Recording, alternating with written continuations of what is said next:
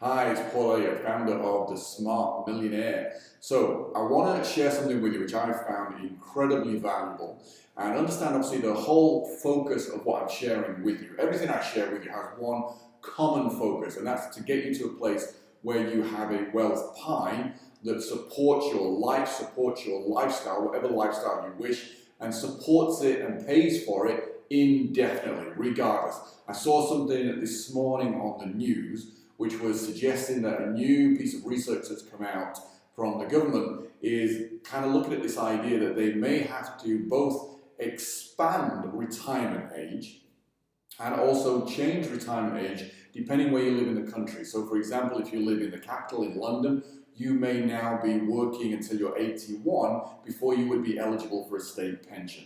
That suggests to me, of course, that you personally need to take responsibility for your own financial freedom, your own financial independence, because nobody is going to do it for you.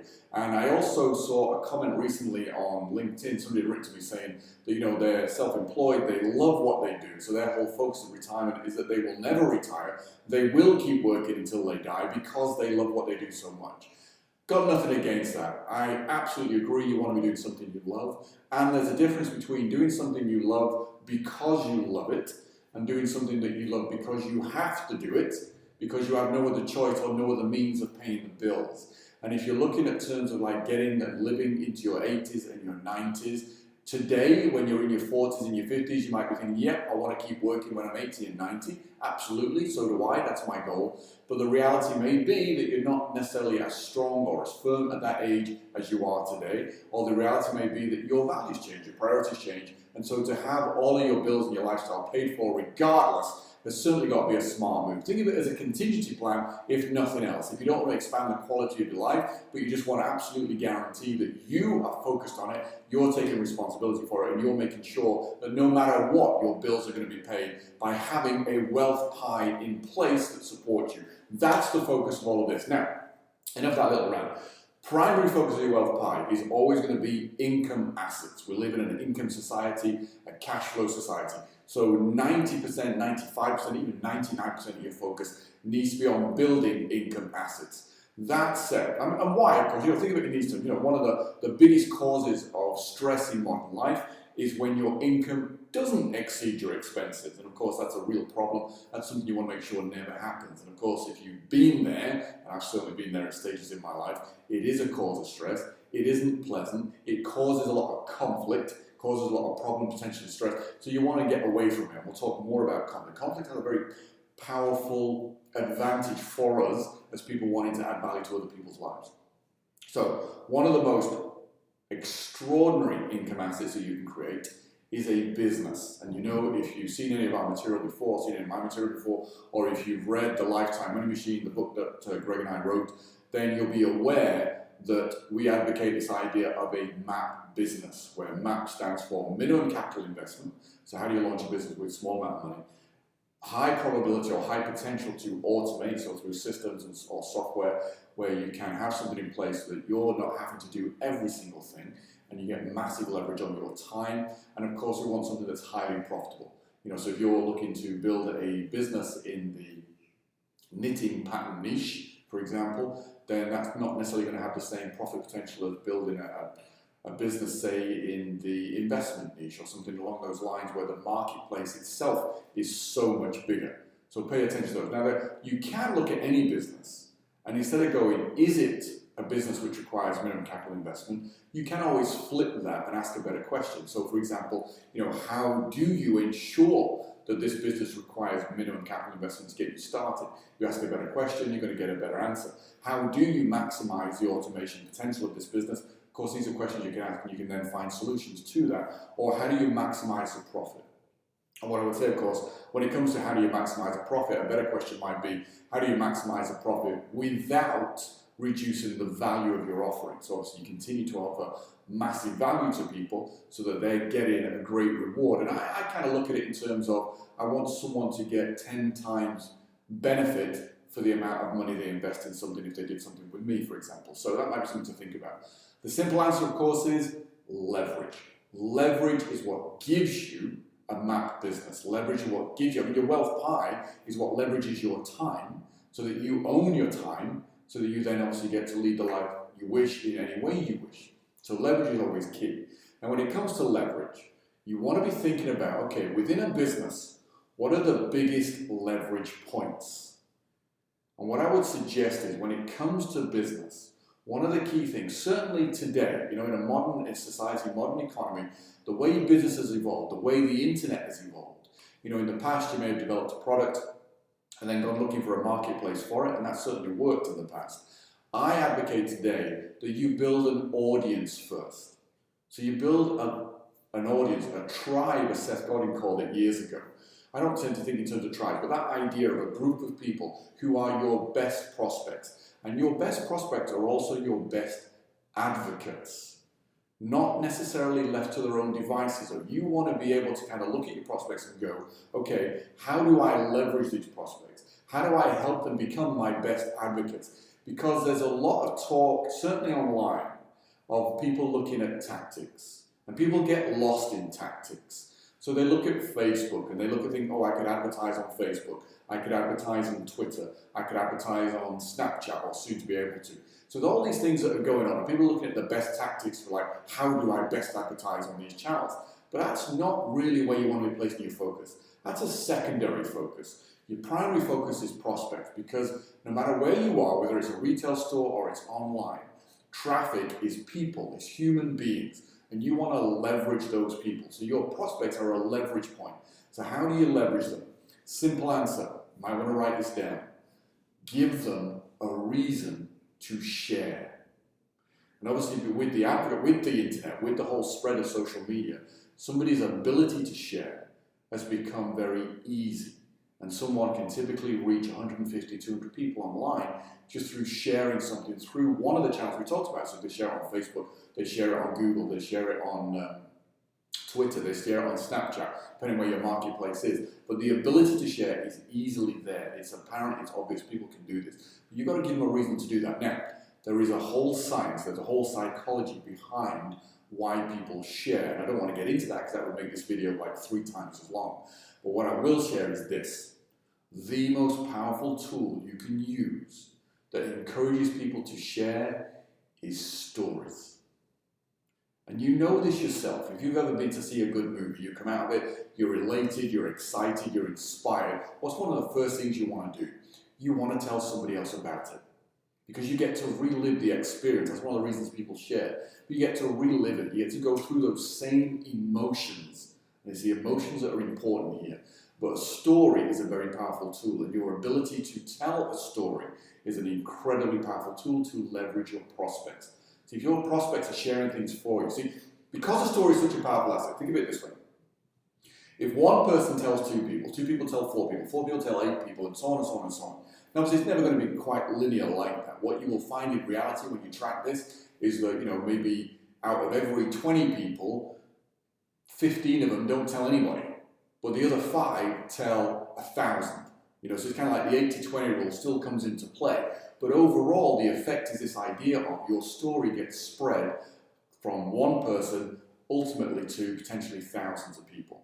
So a great story is a powerful asset. And everything we do, everything I talk about, everything Greg, my business partner, talks about within the Smart Millionaire is this idea of building assets. Assets give you leverage. Your primary focus is to create assets. So within a business, we look at it in terms of, okay, is this an asset?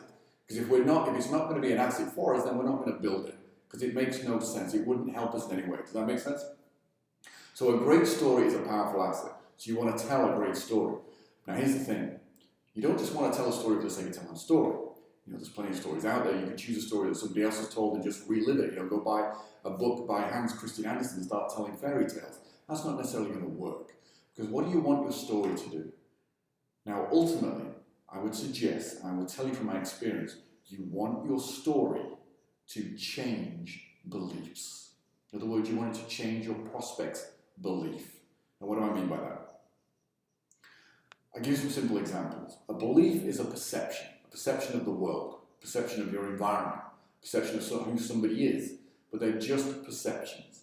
So, for example, when you suggest something to somebody and they say, I don't have the time to do that, that's a perception. They have just as much time as you, just as much time as everybody else on the planet. That's the one great equalizer.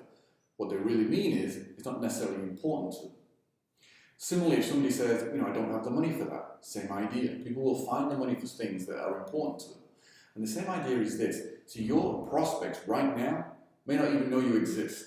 Or they may know you exist, but you don't resonate with them. You don't resonate with them because they perceive you as not being important to them. Does that make sense? So if you're not important to them because they don't believe that you have a solution to their problems. So if they don't perceive you as important, if they don't perceive you as being the solution for them, then they're not going to share anything, they're not going to pay attention to you, they're not going to give you their business, they're not going to want to come to you looking for solutions. But what would happen if they did? What would happen if more prospects perceive you as the solution? That's what a story can do for you. That's how powerful it can be when done correctly. Now, how do you put together a great story? Because the best stories are personal stories. Personal stories show you as a human being. Personal stories are stories that people really buy into. And they're easier to tell as well. They're easier to use to engage people. And I'll share with you how I came about this. But the foundation of any great story is conflict. See, without conflict, there's no emotional investment. There's no reason to be engaged. There's no struggle. And if there's no struggle and no conflict, people lose interest very quickly. So the foundation of a great story is conflict. So think of it yourself, like have you ever seen, Iron Man, as I put in the slide here. Ever seen the movie Iron Man? All the movies of Iron Man, all 3 that have been out so far, they're all conflict-based. Good versus evil. Hero versus the villain. There's always conflict. And it's very obvious and it's very apparent. Now your prospects all have problems. Like if you're alive, you have problems. If you're a business owner, you definitely have problems. So your prospects have problems, and those problems are limiting their success. Somebody might have the potential to be a great speaker. Somebody might have the potential to be a great coach. Somebody might have the potential to revolutionize the world with their new invention. But they don't necessarily get it out there. They don't necessarily see that result just because they're a great coach, just because they're a great speaker, or just because they have a great invention. That doesn't happen overnight. It doesn't necessarily happen at all for some people. So they have problems. Problems are conflict. Does that make sense? See, and conflict causes frustration. Conflict causes confusion. Conflict causes stress. Ultimately, conflict causes pain for your prospects. So what they experience day to day is the pain, the confusion, the frustration, the kind of like pulling their hair out, they're not understanding why. That's the conflict that they're facing. Their problems cause conflict. And conflict is the basis of your story. So because this is happening for them, then of course immediately, can you put together a story where, even though it might be a personal story to you, you still share this idea which comes across as the prospect is the hero, and the problems they're facing are the villain, and you have a way to overcome them. And the simple answer is, yes you can. Now let me share with you a very simple structure for putting together a story. There are different structures. You can certainly go and dive deeper into this subject. I would encourage you to read deeply around the subject of stories. Very, very powerful subject. Very, very powerful. I know for myself, when I first began, I had an idea that I wanted to share ideas with people. Ideas that would have a profound impact on their life. So that would enable them to, basically, I kind of perceived myself in some ways almost as a catalyst. I wanted to be that person that helped people shift their thinking. I wanted to be able to share ideas and strategies that would allow them to realize the life and the lifestyle that they potentially had dreamed about or believed that they were worthy of, but had never found a way to actually make happen. That's how I kind of started. And one of the things I decided I was going to do very early on was I wanted to be able to reach more people at once, which meant getting on the stage and being able to share ideas with people from a stage. Now, I'd seen a number of speakers, and I'd seen different qualities of speakers, and I really became interested in this idea of, okay, if I'm going to get on stage, and if I'm going to share an idea with people, then I want to be someone who has a way of making the ideas stick. So how do you engage an audience? That was a problem for me. How do you engage an audience? How do you hold their attention? How do you keep them riveted to their seat so that you have the time to be able to share the idea with them in enough depth and detail that they can actually go and take action on it? That was a problem for me, and that was something, a question I started asking, and I started looking for answers. And I remember seeing a guy called Richard Bandler, who you may have heard of, you may not have, but check him out. And I watched him on stage, and he basically just spent the whole time telling stories. First time I ever saw him was in London in a presentation he was giving one evening. And myself and a friend of mine went there. I sat in the audience watching him. He came out and he sat down in this kind of like almost like an armchair. And for the next 2 hours, he just told one story after another. He did nothing but tell stories. And the whole audience was riveted. The whole audience was entranced. And so for that 2 hours, just pure entertainment. But he shared ideas in there as well. So he was a master storyteller. He was someone who could really hold people's attention. And I was intrigued by how he did what he did. Now, at the time, of course, I was just completely wrapped up in the stories. I was enjoying it just as much as anybody else. But afterwards, I was thinking about what did he actually do that allowed him to be able to achieve that result? And then I saw Tony Robbins speak, and he was different to Richard Bandler, much more high energy, but he still told great stories. And what I found is by this point, I'd started thinking about how do I tell a story, and I was thinking, I'd get on in front of a few people and I'd share a story, but my stories might last a couple of minutes. And I saw Tony Robbins, all of a sudden, I'd listen to him tell a story. His story would last an hour, maybe 2 hours. I was like, how does he do that? How does he tell a story that lasts so long? And then he shares something with you. And again, at the time when you're in it, you're just in it. You're just listening. I was just engrossed by it. I was enjoying it. I was loving every minute. I've been entertained by it. But then afterwards, one day I thought, I've got to get to the bottom of this. I want to be able to do what they do. I want to get that kind of result. So I grabbed my journal. I grabbed a pen. I went and sat in a coffee shop, which I still do on a very regular basis. And I started writing ideas down. And I started running through the movie in my head of what they'd done and seeing myself in the audience and listening to the story. And I began to realize there was a structure to this. And I realized what they were doing, and I realized how they were doing it. And so I quickly wrote this structure down, and it's a structure I've used ever since, and I found it incredibly powerful.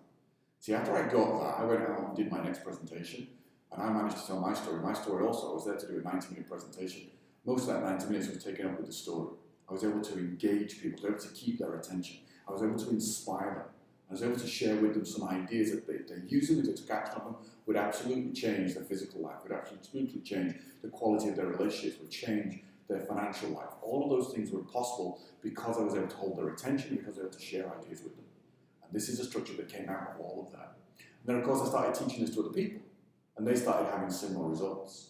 So as soon as people got that structure, they didn't have to go through all that research and all that kind of trying to get to grips with it, because I was able to say, look, here's the structure to it. Everything has a structure. Follow this structure. You'll tell a great story. You'll tell a great story that has conflict in it. You'll tell a great story that engages people. You'll tell a great story that your prospects want to share.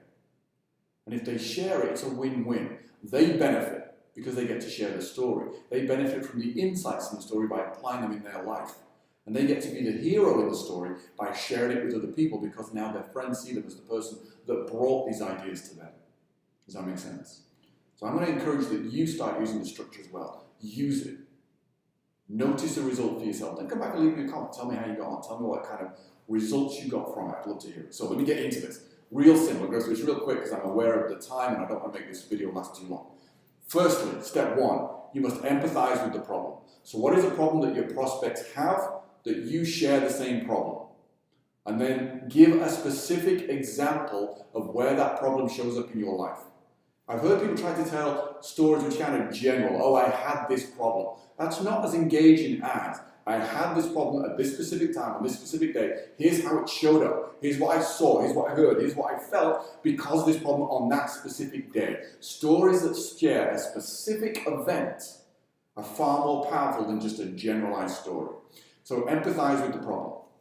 Then, you're going to share an insight. But to get to the insight, there is always a chain of events that lead to the insight. This is how Tony Robbins is able to take a story and make it last 2 hours. Because he just shares multiple stories that are connected by a common theme. So it sounds like one story, but actually it could be 2, 3, 4, 5, 10 stories, all connected by a common theme. It's called a gestalt. A gestalt is a collection. If you think of it as like a string of pearls, the pearls are specific events in your life, but they're connected by a common thread, the string. That's what holds them together. So you can share these chain of events. And what's great about this is you can pull out events. When you start writing, when you start getting your note journal out, start writing down ideas, you'll discover that you think about this problem, think, oh my God, that's what caused that problem on this day, at this time in my life, at this time in my life. And you'll pull it out. And these things could be going back 10 years. So in the chain of events, when you relate the story, you can say, I first noticed this problem first showed up in my life 10 years ago on this day, and you can tell the specific event of that time, and then bring it forward 5 years and talk about it again, and then bring it forward again and again and again. All right, so then of course, once you've told the chain of events of how you struggled with the problem, you obviously then lead into the point at which you decided you're going to find a solution, or the point at which the solution came to you. So in my case, of course, choosing to sit down with a journal, it's like, I ain't going anywhere until I understand this, and writing it until, boom, I suddenly had an insight. So then you share the insight, which solved the problem. That's the cool thing. And of course, once you've shared it, then you talk about how you used it and the impact it had for you, the result it gave you. So now you talk about the result. And then of course, final part is you talk about sharing the result with someone else. Now, if you haven't done that, then of course go do it. Get an experience of actually doing that so that you can say, okay, then I shared it with other people. This was the result they got from doing it as well. Because you want that final piece in, because you want your prospects, as they watch and listen, to also be convinced that this will work for them. That it wasn't a one-off, that it didn't just work for you, that it will work for them too. Does that make sense? You need to share that. So that's the final piece. So you're telling a story, you've got conflict in the story, you're relating to the problem, you're sharing the solution, the insight you had that solved the problem. By doing so, you're telling a great story which now changes the perception in your prospect's mind, and now they believe and know that you are a solution to their problem. So that will then allow them to share the story. Obviously, they then become your best advocates because they're sharing the story for you. You're leveraging that. You're creating a great asset, which is a true win-win for you and for them. So final piece then, what I would suggest is, if you could please, if you found this of value, if you found this useful, then pay it forward. You know, I want to encourage you to share this with your friends, with the people that you know, people who may be facing a similar problem, who would get value from this, who would get value from learning to develop and tell a story for themselves. So if you do that for me, I'll talk to you again in the next video. Leave me any comments below or any questions, and I'll answer them in the best way I can. Thank you.